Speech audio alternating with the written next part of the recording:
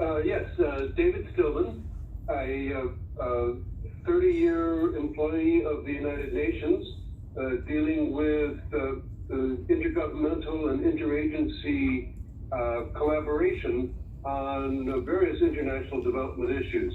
And since then, since my retirement a number of years ago, the head of an organization that excuse me, that most recently has been focusing on problems of cooking in Haiti and the effects of using charcoal for daily meals on the environment and on personal health and the economy. Ginger? This is Ginger Stillman. I'm Vice President for New Chapter Development at the UNA Southern New York State Division, working on developing chapters in the Bronx and on Long Island. And apart from that, I had a long career in international health, mainly in Africa, but also elsewhere. I'm so delighted to meet you, although by phone this time, and I'm really happy you've been able to come. And I just want to fill in that I am from Ossining. I'm about 4 miles from that nuclear plant, and I was very reassured in Ossining to see that there was a bus stop where I could go to get a bus in the event of an emergency at that plant. Right. Well, things have changed. That's why they say nowhere to run. That's where that comes from. So Ryan, you're next on the agenda with more discussion of the UPR process. And Ryan, as you're sharing, I'd be interested, having been part of sort of UPR reviews on topics not related to climate, if there are differences that arise in different sectors, that would be really helpful to understand, because other people may have been involved also on UPRs for some other topic. And well, PEG actually organized our first UPR this year on the rights of migrants and refugees, and we had a great meeting, overloaded with content, and that was March? Yeah, all the way back in March, yeah. But yeah, we'll definitely get to that's a great point. Well, thank you everyone, welcome again. Before we start talking about climate, we thought it'd be really helpful just to talk a little bit about why we're all here and kind of what this kind of UN mechanism, UPR, that we keep hearing is, and just a little bit about it. I think it's a kind of a clunky term, Universal Periodic Review, but the good news is it's a really powerful mechanism. It's a very impactful mechanism. It's a great way to engage the UN and really set the agenda on human rights in a way that many other things don't come close to. And I think when we're talking about the US context and climate change, as some of us have alluded to, this is just really, really important. So I'm gonna go a little fast, but please, if you have a question or something doesn't make sense, let me know. But I think the main point we're here is to work on the content related to climate change for the UPR. So if the whole thing doesn't quite make sense, that's okay. Again, it's a weird kind of UN mechanism, but the good news is that we're here today, we're convened today, and we're ready to take the next step to impact that. So I'm gonna move over so I'm not blocking everyone. Go here.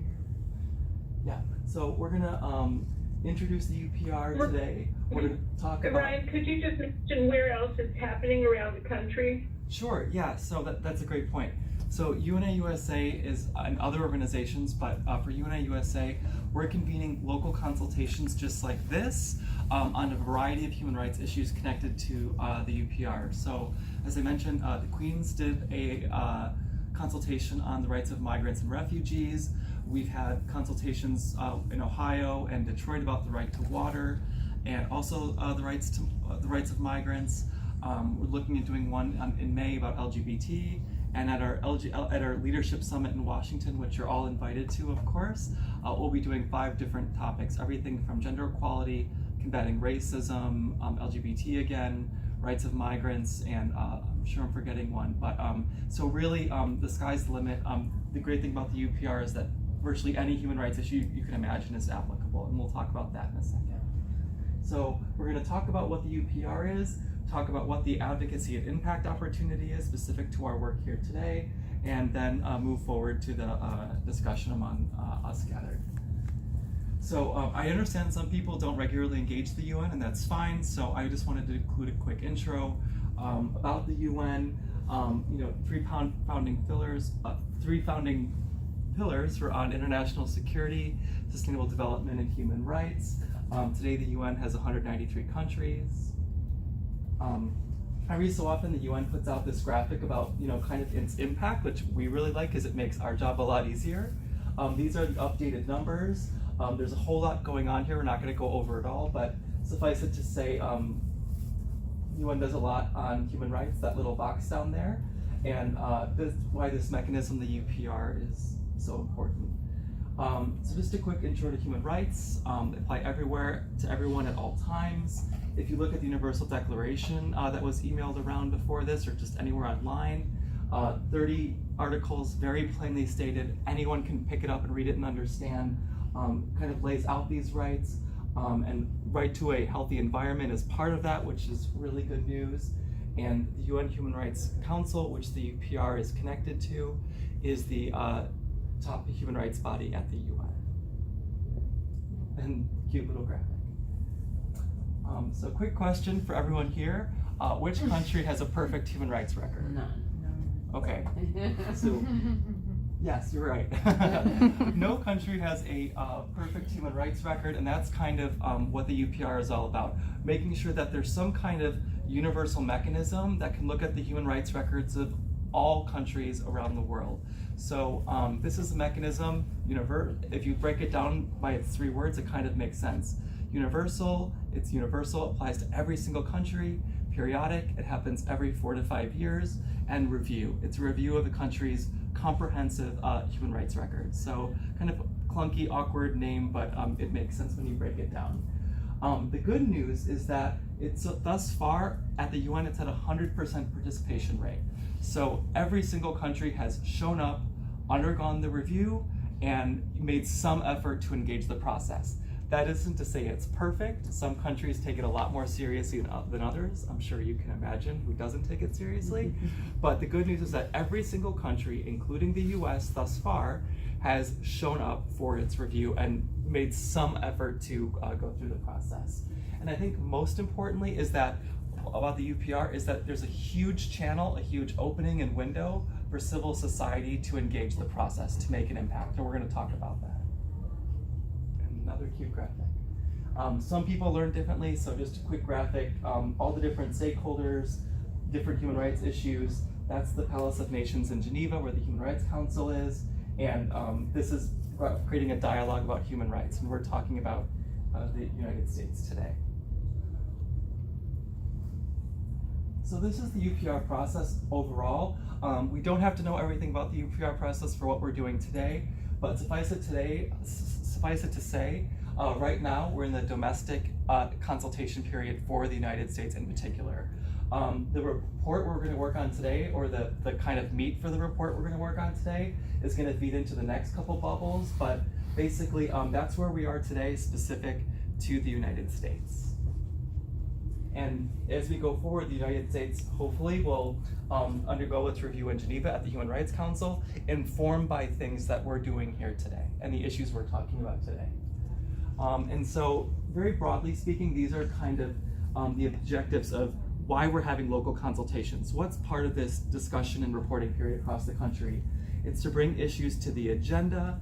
It's to really get recommendations and ideas. What really are the human rights challenges in a country? How can we be doing things differently? And maybe what's going well? I'm not sure if that applies today, but it's part of it as well. And also just to raise awareness that there is a process that you can engage in, whether you're in a community, a school, whether you're a working professional, what have you, there is an opportunity for you to engage on a human rights review process in your country.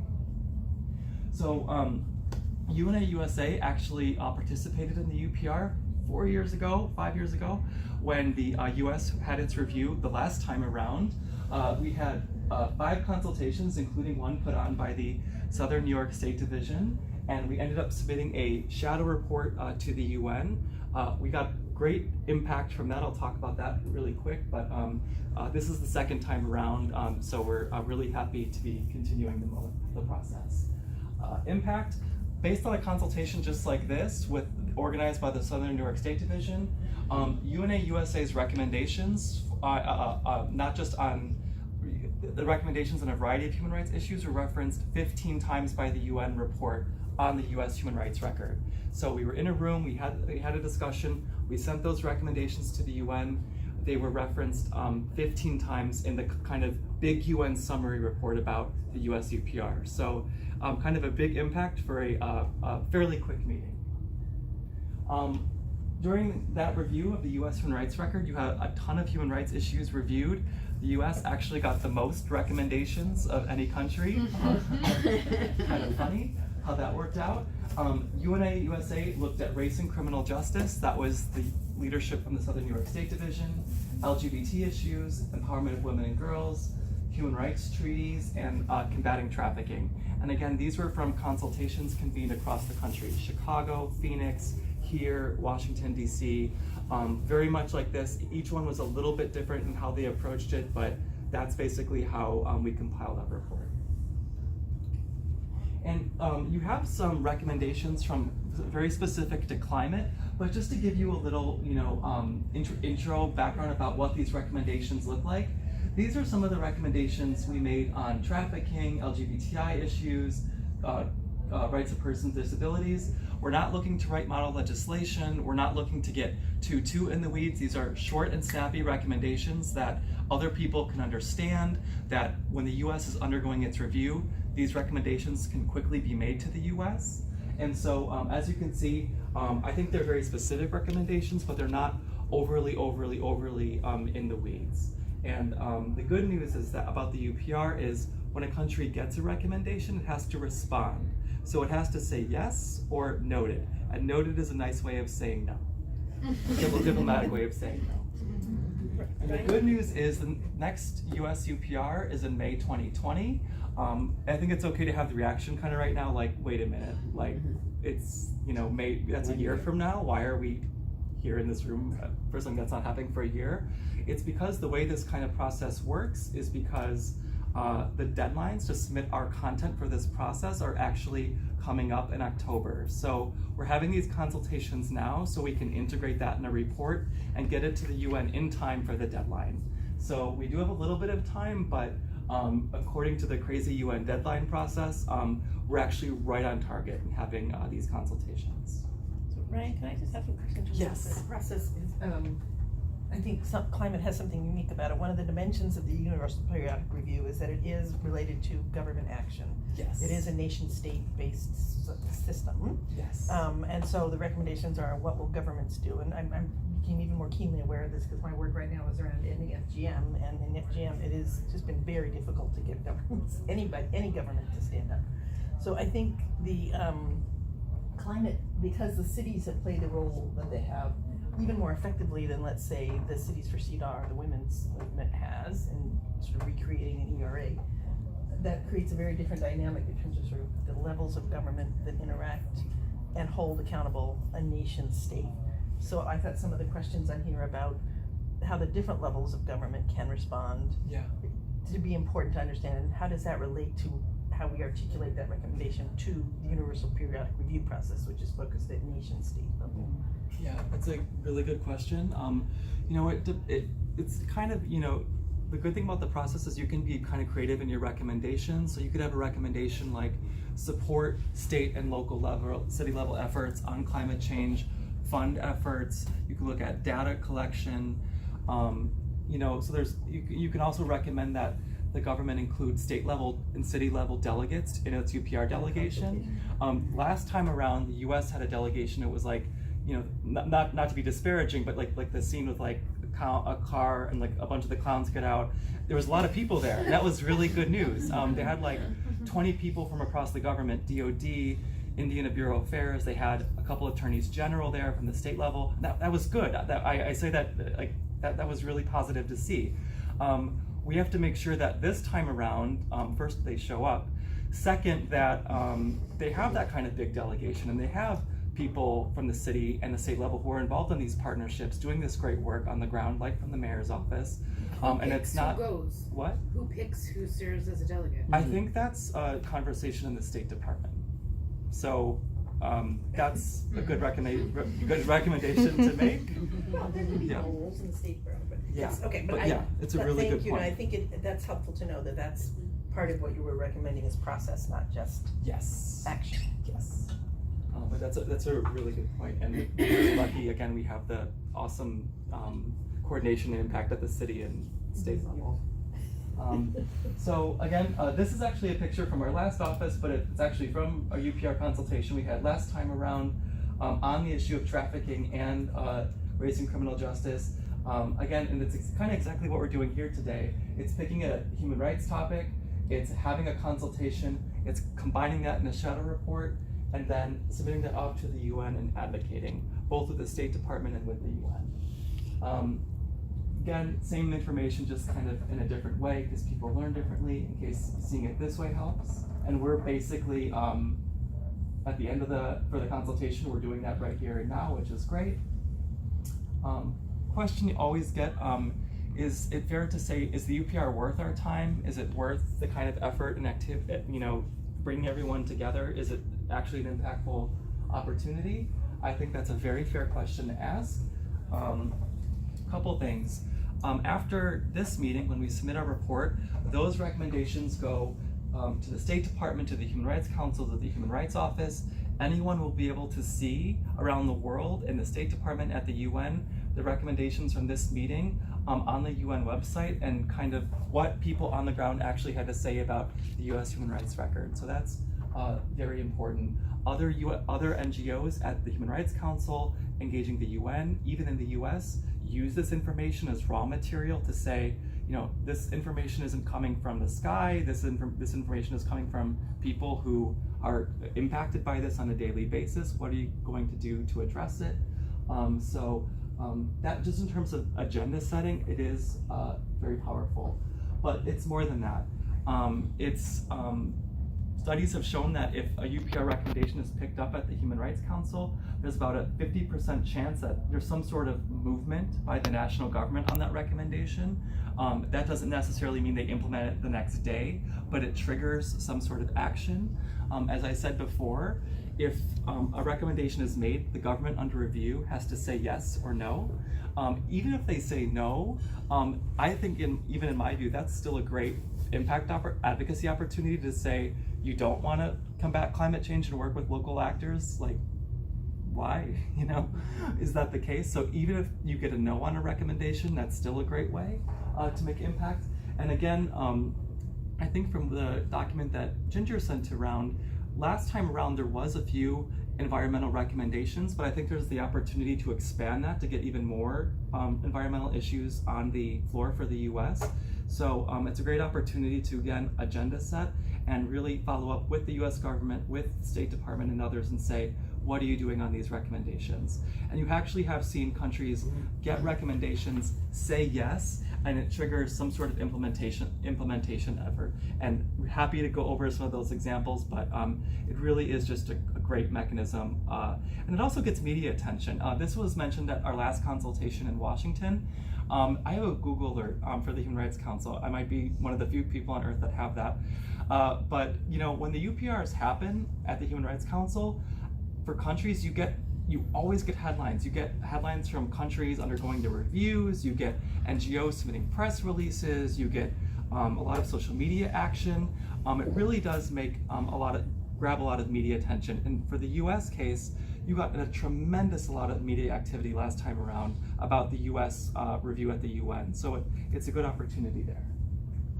So this is the last slide. I know I'm over time, but the UPR is a tool that reviews every country's human rights record every 4 to 5 years. Every single country has participated in it. Let's hope that doesn't change in May. US is up in May 2020. That's a year from now, but the good news is that this is the time right now to be doing exactly what we're doing in terms of providing an evidence base on human rights issues. And this is really an opportunity to put climate justice and climate human rights issues on the agenda. And again, even if You don't have the most receptive delegation at that time. The good news is that even if the answer is no, you still get a lot of impact in terms of people seeing this body of evidence and getting to follow up. We hope they say yes. We hope we'll have a delegation that's willing to listen to these issues, but I just think that the great thing about the UPR is that there's a lot of impact opportunity in this area. When does the nation say yes or noted? Respond to the. Like, when do they recommendation. respond to Yeah. the recommendations? That's in May. right? Yeah, so May that'll- 2020. So May 2020, there'll be the initial kind of conversation where countries will make these recommendations, where NGOs will advocate for these, and then a couple weeks later, you'll see they'll kind of put their heads together and then say, okay, here's the ones we're going to say yes and no to. It'll take a little bit of time after May 2020. I was more just thinking like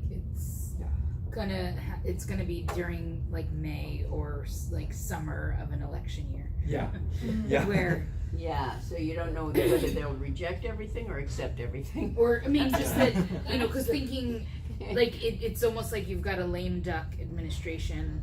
Well, not exactly. Well, maybe we'll have a potentially, different like you have an administration that's in a transition point or something. So they probably won't. They'll take note of everything.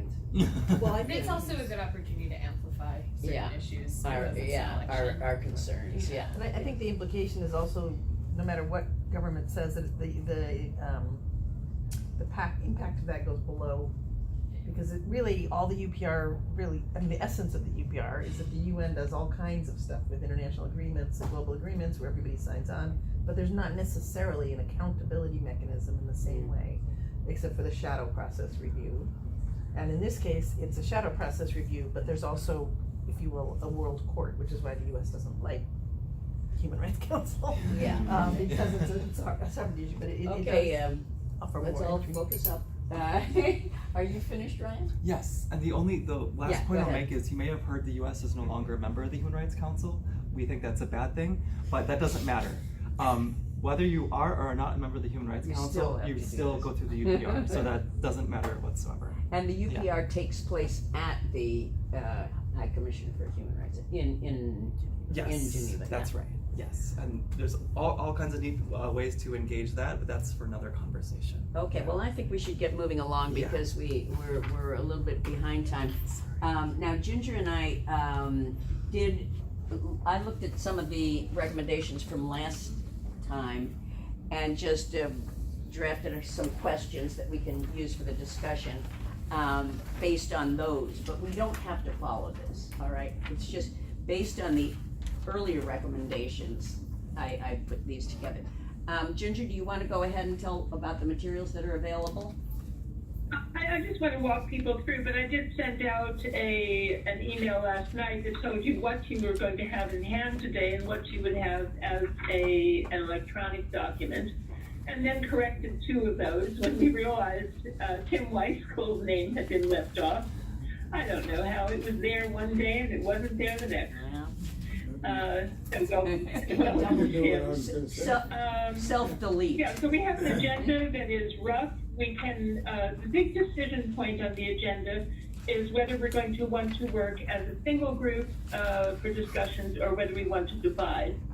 And I want to say that the advantage of working as a single group is that Ryan has made it possible for us to video and record this meeting in the conference room, so that we will have something that we can go back to when we start report writing, and that will be a very helpful thing. I'd also encourage anybody who takes notes and wants to write them up to send them to me. David has worked on preparing documentation for several years on our race criminal justice and human rights events. So we have some experience in this. So you can look at the agenda, and what I'd like to suggest is there's a break coming up, and at that break, I'd like to suggest that somebody take a photograph of the entire group. It would be just absolutely great to have that. And if you take other photos, pass them on to me. The second point beside the agenda is the questions that Marcia mentioned. She drafted them, we worked on them. I think the main thing that we have done is to add point 7, which is to invite other questions that we should address that are not already addressed in the first 6 or so. And there's room to decide what we really want and to however we come to that decision. Then you have the recommendations from the cycle 1 and cycle 2, and the U.S. response to those. And Ryan helped in the preparation of that. That comes from a database that is available online. And in addition to the environment questions, we found the ones for water and sanitation, which also are relevant. The other things that we've given, I think, are you have electronically the names and emails of participants, and then there's the bios of participants with photos that are available online. There's a document online on the report of the U.S. that was submitted to the UN High Commissioner for Human Rights, and this is, I think, the 2nd cycle. So when you look at that, you'll see what was given for the environment specifically, and you can look at those pages. But it also gives you an idea of what a governmental report looks like. And I think that just for anybody who wants a quick reference, there's the Universal Declaration of Human Rights as a resource. And then there's a lot more that we could send you, but this is plenty for what we're doing today. And one other point that I wanted to make is that we have, as a division, submitted our own shadow reports to the government, to the UN, in this case, the Committee for the Elimination of All Forms of Racial Discrimination. And we are up for doing that again, because when the various topics are combined into the UNA-USA national report, I think that report will only be about 5 pages long, so that if we're interested in climate and the environment as in one of the really key things we should be looking at as human rights, we should do our own report. So that's allowed for in the agenda. And that's the philosophy behind having 2 reports and 2 decisions to make. The other thing on the agenda that I wanted to go back to is that we should take a little time, maybe you could address this individually as you listen and participate, is what do you see as the next steps coming out of this beyond the reporting on the UPR? Because if we spend our time coming together, we want to get something out of it.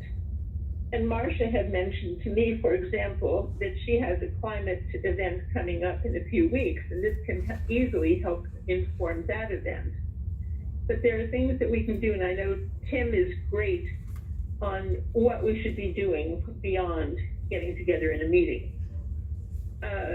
So please think about that as you go along, and toward the end of the day, be prepared to make those recommendations. And you can also jot them down and send them in, because there's a reporting phase where we can add some things that weren't actually spoken. And thank you very much for everybody for coming and for being so willing. I think that's it for me, Marcia. Okay, Ginger, do you want us to come up with just like a list of bullet points of this type of recommendation? Is that what our job today is? I think that's great, because something like when this. you look at how things are discussed, whether it's in that U.S. report on environment, the environmental section, Okay. or whether it's in these recommendations that were isolated, that's really all we're talking about. They're not long things. Right. They're points, as Ryan said, that people can understand. So we don't need a lot of background information. We just want the main points that we can agree on in this room, I think. Oh. Yeah. But, and then, with Tim's help and the help of others, if we want to also have an appendix that says, these are the documents you ought to look at, this is the information you ought to have, this is the one single chart that you must see, we can use that as an appendix in our own shadow report. And I would just add a little bit of background is good to show where, like, kind of where these recommendations are coming from. The example I can think of, one of the chapters just did a consultation on the right to water, and one of the students was talking about how their dorm didn't have water due to a faulty pipe for 3 days, and it was kind of like, what's the response to this? Yeah. And so, like, to have that kind of story, even if it's for like 2 or 3 sentences, it provides, evidence that these are people on the ground, that these, recommendations are coming from, thin air, that, they're informed by people's experiences on the ground. Yeah, and certainly what's happening in New York City is important. Yes. So New York City is a very important place. Yes. All right, so Okay, I think that's it for me, and thank you all. yes, thank you all. It would be nice if somebody took notes. Leah, no? Does anybody want to volunteer? I should probably play that role, I don't know. Well, you better not though, because you're already 2 behind, so. Peg Shannon will help out. Peg Shannon will help out. I mean, what we really, and George, you're gonna help? You got that right. Look at him. And I too. I have the document, so the I mean, yeah, because Ginger can do it verbatim on the computer. I mean, she practically All right, quotes, well, quotes the entire meeting. all right, well, we'll try to do our best to at least get the bullet points, the main recommendations, okay. All right, let's hand it over to Timothy Weiskel, please. Well, I want to start by thanking, especially Marcia's chairing this and moving things along, but also Ginger and David and George. I mean, these are the 3 people I know most long in duration, and they seem to invite me back, which is pretty odd, as you'll see, which is maybe because I don't say what others say. When I started off by saying what I say is a little edgy, I didn't mean that it was disputable. I mean, it's in scientific circles, it's acceptable, but I write a thing that's called Notes from a World on the Edge, because we're on the edge at this point. And one of the things I want to emphasize here, Marcia, you can pass those around over there, is that basically the science part of this, in other words, the facts part of this, is overwhelming the entire human community. Not just the United States, not just the Republican Party, not just people in Westchester or anywhere else you want to locate. The human community doesn't have a bead on this. And it's not likely to develop one. In fact, it's likely to shield itself from understanding what the scientists are telling us. So perception is not something you really can count on as clarifying over time, no matter how hard the scientists work. And that's what I want to emphasize here. The 3 components, I'm going to be looking at the facts part. I know very little about the procedures that you so elegantly outlined here for the human rights review and the like, and I'm not very good at stuffing verbiage into reports like that. I have graduate students who help me with that. They're much better at it than I am, because in part they're more polite, and they listen to audiences who I never speak with. So I need the assistance, and you'll see right away, as when you get to policies and actions, that what I'm saying may not be very useful. I'm counting on you to extract the 1 or 2 things that may be useful in the process. I'm trained as an anthropologist and a historian.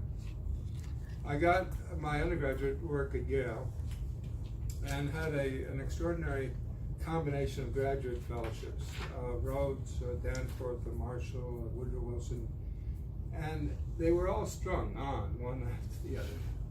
So I did all of my graduate work outside of the United States, outside of my cultural womb, as it were, in places like Oxford and Paris and West Africa, where I had extended fieldwork time as an anthropologist. But being both a historian and an anthropologist, I tend to take the long view of things, in part because I was in Paris when l'histoire de la longue durée was part of the sort of air you breathed with Fernand Paudet and other historians there. And Lévi-Strauss was a good friend and instructor of mine as well. So the big think is the background. You may dismiss that, but I think there's some value in it because we're up against big problems. And it's good to take that big perspective every once in a while, lest we get tripping over the minutiae and forget the bigger target issues. So I'm going to argue that we should be taking a long view and asking the open question, is there hope for the human prospect?